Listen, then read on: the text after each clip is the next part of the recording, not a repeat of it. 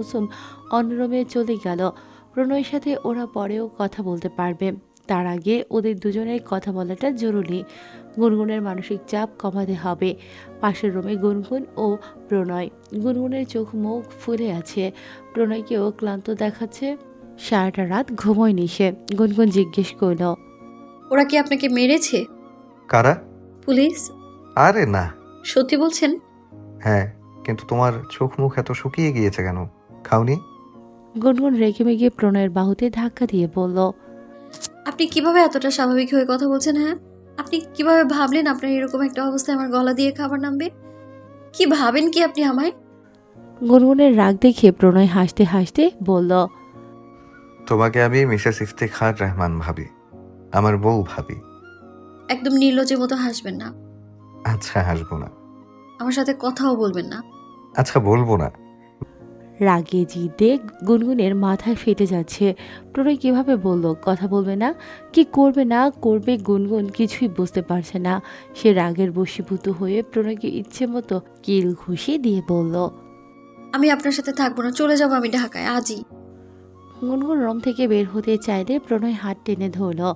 রাগে গুনগুন জোরে কামড় দিল প্রণয়ের হাতে।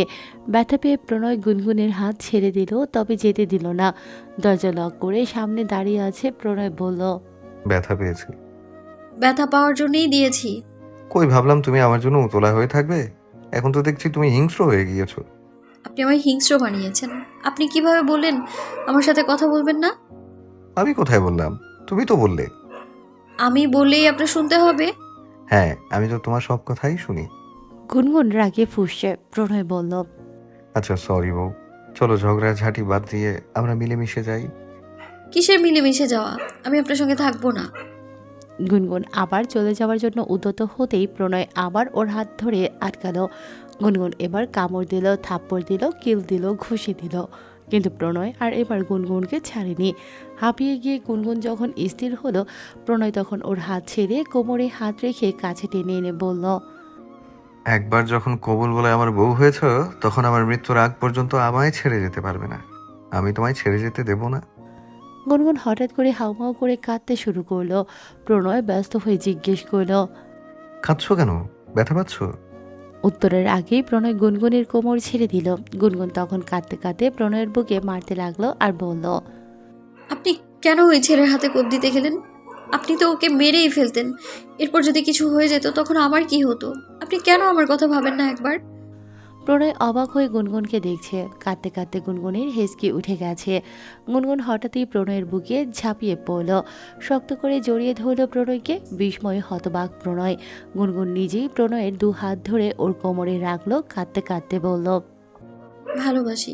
প্রণয় যেন ভুল শুনছে, জিজ্ঞেস করলো, কি বললে? ভালোবাসি আপনাকে। প্রণয়ের কান্না পাচ্ছে খুশিতে। অবশেষে তার বউয়ের মন গলেছে, ভালোবাসার স্বীকারোক্তি দিয়েছে। এক জীবনে আর কি চাই তার? প্রণয়ের চোখ টলমল করলেও দুষ্টুমি করে বলল, কাঁদতে কাঁদতে কি বলছো? আমি তো কিছুই বুঝতে পারছি না।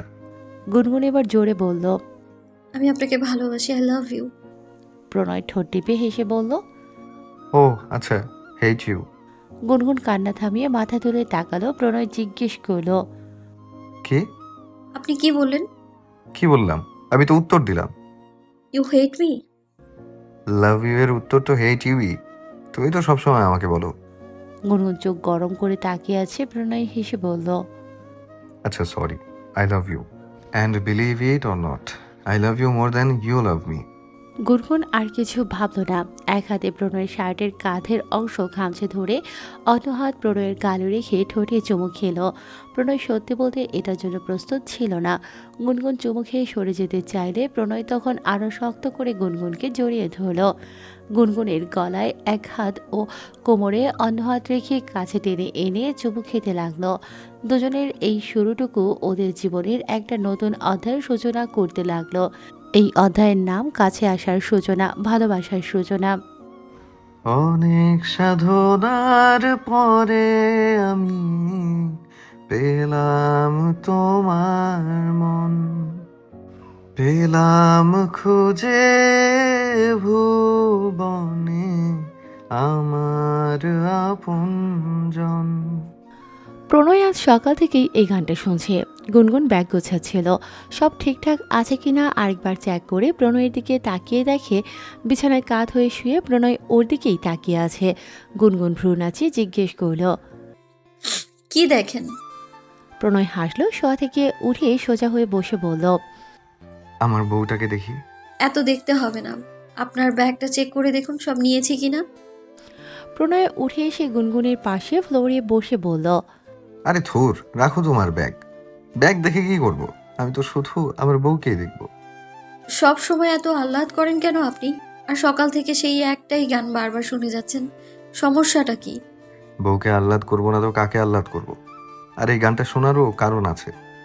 কি কারণ? কারণটা তুমি ধরতে পারোনি। আসলে আমার তো বিশ্বাস হচ্ছে না। আমি তো জানি তুমি খুব বুদ্ধিমতী। গুনগুন কিছুটা ক্ষেপে গেল, কর্কশ কণ্ঠে বলল। আমার বুদ্ধি নিয়ে কোনো কথা বলবেন না বলে দিচ্ছি। আর চাইলে বলতেও পারেন, কারণ বুদ্ধি থাকলে কি আর আমি আপনাকে বিয়ে করতে রাজি হই? ভাগ্যিস তখন তোমার ব্রেইন কাজ করেনি। আর শোনো, তুমি আর আমার সাথে নাটক করো না। এখন আমি জানি তুমিও আমাকে ভালোবাসো, আর এটা তুমি নিজে গতকাল রাতে স্বীকার করেছো। এজন্যই তো এই গানটা বারবার শুনছি। অনেক সাধনার পর তোমার মন পেয়েছি আমি। সাথে অবশ্য আরো অনেক কিছু পেয়েছি। বলছিলাম যে যদি আরেকবার একটু আদর। গুনগুন কথা শেষ করতে দিল না, প্রণয়ের মুখ চেপে ধরে বলল। কোনো আজে বাজে কথা শুনতে চাই না আমি। আপনি ব্যাগগুলো দেখুন, রাতে আমাদের বাস ভুলে গেছেন আপনি? প্রণয় হেসে গুনগুনের হাত ধরে বলল। না, ভুলিনি। বলছিলাম আমরা কিন্তু চাইলে আরো কয়েকটা দিন সিলেটে থাকতে পারি। রাতারগুল ছাড়া তো আর কোথাও ঘোরা হলো না। গুনগুনের মুখটা হঠাৎ করেই অন্ধকার হয়ে এলো। সে প্রলম্বিত শ্বাস নিয়ে বলল। না, সিলেট নিয়ে এখন আমার এতটা বাজে অভিজ্ঞতা হয়েছে যে আমি আর এখানে থাকার সাহস করতে পারছি না। আপনার কিছু হয়ে গেলে আমি শেষ হয়ে যাব। প্রণয় মনে মনে হাসলো। গুনগুনকে যে এতটা ভালোবাসে এটা কি গুনগুন আদৌ নিজেও জানে? প্রণয় গুনগুনের হাতটা আরেকটু শক্ত করে ধরে বলল। চিন্তা করো না, আমরা আবার সিলেটে আসব। এখন যতটা বাজে অভিজ্ঞতা নিয়ে ঢাকায় ফিরতে যাচ্ছ, তখন এর চেয়েও ভালো অভিজ্ঞতা আর সুন্দর সুন্দর স্মৃতি নিয়ে ফিরে যাবে। আমি তোমায় কথা দিচ্ছি। গুনগুন মৃদু হেসে বলল। ইনশাআল্লাহ। শোনো, তুমি এখন অনেক আবেগপ্রবণ মনে হচ্ছ। চাইলে আমাকে জড়িয়ে ধরতে পারো। আমি কিছু মনে করব না। আমার আবার বউয়ের জন্য দয়ার শরীর তো, খুব মায়া। গুনগুন প্রণয়ের বুকে ধাক্কা দিয়ে রুম থেকে বেরিয়ে গেল। কুলসুম রান্নাবান্না শেষ করে খাবার টেবিলে এনে সাজাচ্ছিল। গুনগুনকে দেখে জিজ্ঞেস করল। ব্যাগ গোছানো শেষ? হ্যাঁ। বলল গুনগুন। ঠিক আছে, ওদেরকে তাহলে ডাকো, সবাই একসাথে খেয়ে নেই। গুনগুন আগে বিপ্লব ও মাসুদকে ডেকে তারপর প্রণয়কে ডাকতে গেল। প্রণয় ব্যাগের সবকিছু চেক করছিল, তখন গুনগুন বলল। খেতে আসুন। প্রণয় মাথা তুলে তাকিয়ে বলল। তোমাকে। গুনগুন কটমট করে তাকিয়ে আছে প্রণয়ের দিকে, দাঁত কিরমির করে বলল। একটা থাপ্পড় দেব। প্রণয় গাল এগিয়ে দিয়ে বলল। দাও। ধুর। গুনগুন রেগে চলে এলো। প্রণয় হাসে, তবে সময় না নিয়ে সেও খেতে এলো। সবাই ইতিমধ্যেই চলে এসেছে ডাইনিং রুমে। বিপ্লব তখন বলল। আজই চলে যেতে হবে? প্রণয় বলল। হ্যাঁ ভাইয়া, গুনগুনের মানসিক অবস্থা এখন ভালো না। এখানে থাকলে আরো ট্রমায় পড়ে যাবে।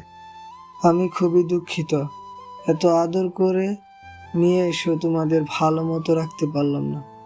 গুনগুন বলল। এভাবে বলবেন না ভাইয়া। আপনি, মাসুদ ভাইয়া, কুসুম আপু যেভাবে শুরু থেকে পাশে ছিলেন, এভাবে কয়জন বিপদে পাশে থাকে বলুন? এসব বলে আমাদের লজ্জা দেবেন না। সবকিছু ঠিকঠাক হলে আমরা আবার একসময় সিলেট আসবো ইনশাআল্লাহ। মাসুদ বলল। তোমরা আইছো, আমি আসবো না। কাপলদের সাথে আমার ভালো লাগে না। কুলসুম বলল। চিন্তা করিস না, এবার তোকে বিয়ে করিয়ে তোর বউকে সাথে নিয়ে আসবো। এসব ভাবের আলাপ আমার সাথে করিস না সর। এসব ভাবের আলাপ আমার সাথে করিস না সর। তোরাই তোকে বউ জামাই নিয়ে সুখে থাক। বিপ্লব বলল। চিন্তা করো না, আমি তোমার বিষয়টা দেখব। আজ ঢাকায় ব্যাক করবে প্রণয়, গুনগুন ও মাসুদ। কুলসুম কিছুদিন থেকে যাবে। বিপ্লব ছুটিতে একদম ওকে নিয়েই ঢাকায় ফিরবে। বিপ্লব টিকিট কাউন্টার পর্যন্ত এগিয়ে দিতে এসেছিল বাস ছাড়তে দেরি হবে বলে। সে চলে গিয়েছে বিদায় দিয়ে। প্রণয় ও গুনগুন পাশাপাশি সিটে বসেছে, অপোজিট সিটে মাসুদ। ওরা বাসে ওঠার আগেই অনেকে উঠেছিল। এসে দেখলো মাসুদের পাশের সিটে একটা মেয়ে বসে আছে। মাসুদের সিট ছিল জানালার পাশে। মেয়েটা মাসুদকে দেখে চোখ মুখ কুঁচকে ফেলল। মাসুদ ফাঁকা ঢোক গিলে বলল, আমি বসবো। মেয়েটা ক্যাটকেটে কণ্ঠে বলল, তো বসেন, আপনার সিট কোলে নিয়ে আমি বসে আছি নাকি? ইয়ে মানে আপনি না উঠলে আমি সিটে যাব কিভাবে? এই পাশের সিট আপনার? জি। মেয়েটা বিরক্তি নিয়ে উঠে দাঁড়ালো মাসুদকে যাওয়ার জন্য জায়গা দিয়ে। পাশ থেকে প্রণয় ও গুনগুন চুপচাপ সব দেখছে। সিটে বসে মাসুদ প্রণয়কে মেসেজ করলো, বন্ধু, আমার তোর লগে বইতে দে প্লিজ। এই মাইয়াটা কেমন খ্যাক খ্যাক করে দেখ, আমার দল লাগতাছে। গুনগুন রে এই সেরির লগে বহা, আমি তোর লগে বমু। মেসেজ দেখে প্রণয় উত্তর দিল, শালা তোর অভিশাপে কতদিন আমার উপোস থাকা লাগবে জানিস? এতদিন পর আমার বউয়ের মনটা গুলেছে, আর তুই আমাদের আলাদা করতে চাস? তোর যদি বসতে অসুবিধা হয় তাহলে তুই বাসের ছাদে গিয়ে বসে থাক। মেসেজটা দেখে মাসুদ দুঃখী দুঃখী চোখে প্রণয়ের দিকে তাকালো। ওর কাঁধে মাথা রেখে গুনগুন চোখ বন্ধ করে বসে আছে এখন। এটা দেখে মাসুদের গা জ্বলে যাচ্ছিল একদম। সে লিখল, তুই শালা নিমক হারাম, বউয়ের লেগে আমার লাগে এমন করলি না? আমি তোর অভিশাপ দিলাম, তোর 2 হালি বাচ্চা হইব, সারাদিন ক্যাসেটের মতো বাজবো, তোরে জ্বালাইব, রাইতে ঘুমাইতে দেব না, তোর কোলে হাঁকব মুতব, 2 হালি বাচ্চার অত্যাচারে তুই সারাদিন কানবে। 2 হালি দিয়ে কি হবে? একটা ক্রিকেট টিম নয়তো ফুটবল টিম যেন বানাতে পারি। এই অভিশাপ বা বদদোয়া যেটাই হোক দে, এখন আর আমার মাথা খাইস না, ঘুমা। মেসেজটা পাঠিয়ে প্রণয় ফোন প্যান্টের পকেটে রেখে গুনগুনের হাত ধরে চুপ করে বসে রইল। মাসুদ মেসেজ পড়ে প্রণয়ের দিকে তাকিয়ে স্বগতিক করে বলল, শালা। পাশ থেকে মেয়েটা চিরবির করে বলে উঠল, এই, আপনি আমাকে গালি দিলেন কেন? মাসুদ থতমত খেয়ে বলল, গালি? কই না তো, আমি তো আপনাকে কোনো গালি দেইনি। মিথ্যে বলবেন না, আমি নিজের কানে শুনেছি আপনি আমাকে শালা বলেছেন। না না, আপনাকে বলিনি, আমার বন্ধুকে বলেছে। ওই যে ওই সিটে আমার বন্ধু আর আমার সতীন বসে আছে। মেয়েটা চোখ বড় বড় করে বলল। আপনার সতীন মানে? মাসুদের মাথা ও কথা দুটোই গুলিয়ে যাচ্ছে। সবসময় গুনগুনের সাথে সতীনের মতো ঝগড়া করে, এখন আবার মেয়েটার পাশে বসে নার্ভাস ফিল করছিল। সব মিলিয়ে মাসুদের এখন হজবরল অবস্থা। কি থেকে যে কি বলছে কিছুই বুঝতে পারছে না। মেয়েটা তখনও বিস্ময় নিয়ে ওর দিকে তাকিয়ে আছে। মাসুদ ঢোক গিলে বলল, দয়া করে আমাকে ভুল বুঝবেন না, নার্ভাসের জন্য উল্টাপাল্টা কথা বলে ফেলতেছে। আমার বন্ধু আর বন্ধুর বউ বসে আছে পাশের সিটে, আপনি এভাবে কেন তাকিয়ে আছেন? আমার মধ্যে কোনো সমস্যা নেই, বিশ্বাস করুন, আমার বন্ধুকে ডাকবো। থাক থাক, কাউকে ডাকতে হবে না। আপনি ছেলেরূপী মেয়ে হলেও আমার কোনো সমস্যা নেই, বরং আরো ভালো। মাসুদ হতাশ চোখে তাকিয়ে আছে। মেয়েটা কি কোনোভাবে ওকে গে ভাবছে? কি আশ্চর্য ব্যাপার! ছেলে মানুষের প্রতি তো ওর কোনো কালেই আকর্ষণ ছিল না। আসলে আসল সমস্যা তো এই মেয়েগুলোই, সবসময় 2 লাইন বেশি বলবে। ছেলেরা বলবে তিল, ওরা সেটাকে বানাবে তাল। সোজা কথা এরা জীবনেও সোজাভাবে নেবে না। অদ্ভুত কারবার এদের। বাস চলছে, সবাই যে যাওয়ার মতো বসে আছে। কেউ কেউ ঘুমোচ্ছে, কেউ ফোন দেখছে। প্রণয় গুনগুনও ঘুমে। বাসের লাইট বন্ধ হতেই মেয়েটা আটসাট হয়ে বসলো। হয়তো পাশে অচেনা ছেলে বলেই মনে কিছুটা ভয় কাজ করছে, যদিও সে যথেষ্ট সাহসী। শুধু সমস্যা একটাই যে রাতে সে ঘুমোতে পারবে না। পাশে যদি কোনো মহিলা বসতো তাহলে আরামসে ঘুমিয়ে যেতে পারতো, কিন্তু ভাগ্য খারাপ হলে যা হয় আর কি। মাসুদ মেয়েটার জড়তা বুঝতে পারছিল, সেই সাথে নিজেকে অনেক ছোটও মনে হচ্ছিল। কিছু কিছু পুরুষের জন্য মেয়েরা গোটা পুরুষ জাতিকে বিশ্বাস করতে ভয় পায়। এটা সত্যি পুরুষদের জন্য ভীষণ লজ্জাজনক একটা ব্যাপার। ঘুম যাতে না আসে তাই মেয়েটা কানে হেডফোন লাগিয়ে কার্টুন দেখছিল। মাসুদ এটা দেখে মনে মনে হেসে ফেলল। এত বড় মেয়েও কার্টুন দেখে? আচ্ছা দেখুক। মাসুদও 2 হাত বগল দাপা করে একদম জানালার পাশে ঘেঁষে বসেছে। চোখ বন্ধ করে সে ঘুমানোর চেষ্টা করছিল। চোখ দুটো যখন প্রায় লেগে আসবে ভাব, তখনই কারো ধাক্কাধাক্কিতে মাসুদের ঘুম ভেঙে গেল। কি হয়েছে কিছু বুঝে ওঠার আগেই মেয়েটা মাসুদের শার্টে বমি করে দিয়েছে। মাসুদ পাথরের মতো স্থির হয়ে বসে আছে। কি হলো এটা? সে একবার মাথা নত করে তার শার্টের দিকে তাকালো, আরেকবার মেয়েটার দিকে তাকালো। মেয়েটা তখন মুখে হাত দিয়ে বসে আছে। আরেকবার বমি আসতেই এবার মাসুদের উপর দিয়েই সে জানালার কাজ খুলে বমি করতে লাগলো। মাসুদ 2 হাত উঁচু করে পাথর হয়ে বসে আছে, যেন মেয়েটার গায়ে ভুল করেও কোনো স্পর্শ না লাগে। বমি করে মেয়েটা ক্লান্ত হয়ে সিটে হেলান দিয়ে বসে পড়েছে। মাসুদ পকেট থেকে টিস্যু বের করে নিজে কয়েকটা নিয়ে বাকিটা মেয়েটিকে দিল। মাসুদ তখন ফোনের ফ্ল্যাশ লাইট অন করতেই মেয়েটা ঘাড় ফিরিয়ে ওর দিকে তাকিয়ে আটকে উঠে বলল। ও গড, আমি এটা কি করেছি? এরপর তড়িঘড়ি করে মাসুদের শার্টের বমি মুছতে লাগলো। মাসুদের মধ্যে জড়তা কাজ করছিল, মিনমিন করে বলল। ঠিক আছে, কোনো ব্যাপার না। আম সরি, আমি ইচ্ছে করে করিনি। আসলে আমি বাসে জার্নি করতে পারি না, বমি চলে আসে। ট্রেনের টিকিটও পাইনি, আবার বাসের জানালার পাশে সিটও পাইনি। আপনাকে ডেকেছিলাম যখন বমি আসছিল, কিন্তু আপনি ওঠার আগে। আম সো সরি। সমস্যা নেই, আপনি আমাকে শুরুতে বললেই আমি সিটটা ছেড়ে দিতাম। যাই হোক, আপনি এখন আমার সিটে এসে বসুন। বলা তো যায় না যদি আবার বমি করে দেন। মেয়েটা অপরাধীর মতো মাথা নত করেছিল। এরপর উঠে এসে মাসুদের সিটে বসলো। মাসুদ ব্যাগ থেকে শার্ট বের করে বদলে নিল। এরপর পাশে বসে বলল। আবার খারাপ লাগলে বললেন। মেয়েটার মধ্যে আগের সেই রাগী ভাবটা এখন আর নেই, অনেকটা নরম হয়ে গেছে বলা যায়। অনেকক্ষণ নীরবতা পালন করে মেয়েটা নিজে থেকেই বলল। আমি ইশরাত, আপনি? মাসুদ। আপনি ঢাকায় থাকেন? হ্যাঁ, আপনি? আমার বাসা সিলেটে, ঢাকায় আমি পড়াশোনা করি। ও আচ্ছা। সিলেটে কোথায় এসেছিলেন? ঘুরতে। কেমন ঘুরলেন? মাসুদ দীর্ঘশ্বাস নিয়ে বলল। ভালোই। ভালো তো হবে, কারণ আমাদের সিলেট ভীষণ সুন্দর। হ্যাঁ। কিছুক্ষণ কথা বলে দুজনেই চুপ হয়ে গেছে। এরপর মাঝপথে যখন খাওয়ার জন্য ব্রেক টাইম দিয়েছে তখন সবাই বাস থেকে নামছিল। ইশরাত এর মধ্যেই ঘুমিয়ে গেছে। মাসুদ ডেকে জিজ্ঞেস করল। নামবেন না? ইশরাত হাই তুলে বলল। হ্যাঁ, একটু ফ্রেশ হওয়ার দরকার ছিল। চলুন। প্রণয় গুনগুনকে নিয়ে আগেই নেমে গিয়েছে। মাসুদ এলো তখন ইশরাতকে নিয়ে। ইশরাত আগেই সরাসরি ওয়াশরুমে চলে গেল। গুনগুন কই? প্রণয়কে জিজ্ঞেস করলো মাসুদ। প্রণয় বলল। ওয়াশরুমে গেছে। তোর ব্যাপার কি? কি এর ব্যাপার? সবই তো দেখলাম।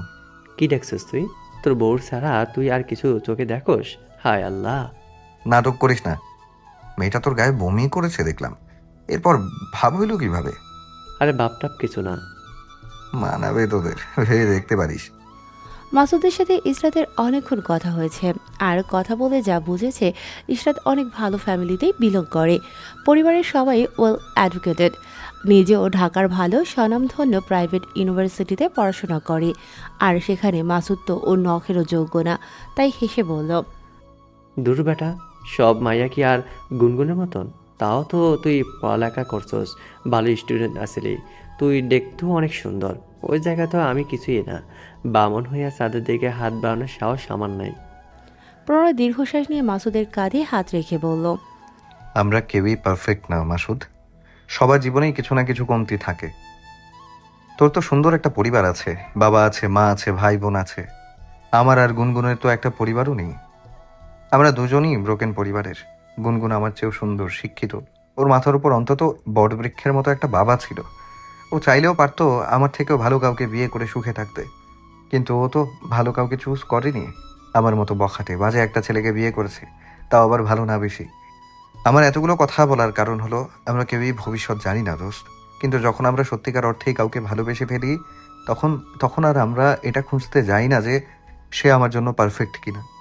তখন আমরা সেই মানুষটার ইমপারফেকশনকেও ভালোবেসে ফেলি। আমি জানি না এই মেয়েটার সাথে তোর কিছু হবে কিনা। আমি ওর কথা ভেবে এসব তোকে বলিনি। শুধু এজন্যই বলেছি কারণ আমি চাই না তুই কখনো নিজেকে ছোট মনে করিস। তোর জায়গা থেকে তুই একদম ঠিক আছিস। তোর মতো মন সবার নেই। মাসুদের চোখ ছলছল করছিল। কান্না এড়িয়ে যেতে প্রণয়কে জড়িয়ে ধরে বলল। শালা, আমারে আর ইমোশনাল করে দিস না। ওয়াশরুমে মোটামুটি বেশ ভিড়। মহিলাদের জন্য হাঁটা যাচ্ছে না ঠিক মতো। বের হতে গিয়ে ধাক্কা খাওয়া লাগছে। ইশরাতের সাথেও গুনগুনের ধাক্কা লেগে গেল তখন। একটুর জন্য ইশরাত প্রায় পড়ে যাচ্ছিল। গুনগুন তখন পেছন থেকে ওর হাত ধরে ফেলল। সাবধানে বের করে বাইরে এনে বলল। ঠিক আছেন? ইশরাত হেসে বলল। জি আপু, থ্যাংক ইউ। গুনগুন হেসে বলল। ওয়েলকাম। এরপর গুনগুন চলে আসার পরও ইশরাত কিছুক্ষণ ঠায় দাঁড়িয়ে রইল। ওর কাছে গুনগুনকে কেমন যেন চেনা চেনা লাগছে, মনে করতে পারছে না বলে আর মাথা ঘামালো না। আশেপাশে তাকিয়ে মাসুদকে খুঁজতে লাগলো। মাসুদ, প্রণয় ও গুনগুন একটা টেবিলে বসেছিল তখন। ইশরাতকে দেখে হাত উঁচু করে নাম ধরে ডাকলো মাসুদ। ইশরাত দেখতে পেয়ে এগিয়ে গেল। কাছে গিয়ে চেয়ার টেনে বসার সময় গুনগুনকে দেখে বলল। আরে আপনি? গুনগুনও বলল। আপনি? মাসুদ বলল। তোমরা দুইজন দুজনকে চেনো নাকি? ইশরাত বলল।